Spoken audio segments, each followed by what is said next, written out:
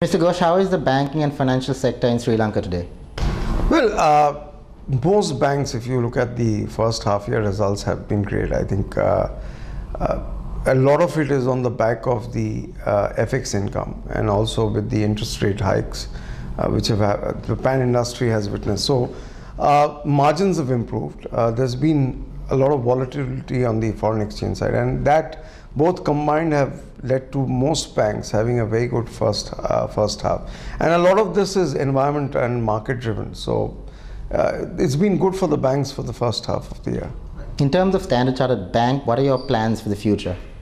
I think within SCB, at this moment, we are kind of relooking at our plans because I think after having been here 150 years for a long time, I think we've seen the need to refresh our country strategy, and I think we're putting together a plan where we want to see where we want to be here or where we want to be by 2015. And we're putting in a lot of plans. I think there are a lot of growth plans which we have on the agenda. Could you elaborate on the various innovations that Standard Chartered has brought into the banking and financial sector? I think if you look at our trade and cash business, there is a lot of innovation which has come in terms of technology. We've got something called Straight to Bank, which is our trade and cash platform. We've got a lot of innovations there. We've had innovation globally on our iPhone applications, which is called Breeze, which is doing banking through the phone. That has yet to come into Sri Lanka, but there has been a lot of innovation on the retail side, especially in terms of the SMS banking, mobile banking, and a lot of new products which have come in for consumers, especially on the credit card side. Mr. Ghosh, how important is CSR when running a business? I think for Standard Chartered Bank, the entire ethos and the culture of Standard Chartered Bank is around CSR. Because if you look at our bank, there are essentially three parts. You start with our brand campaign, which is Here for Good.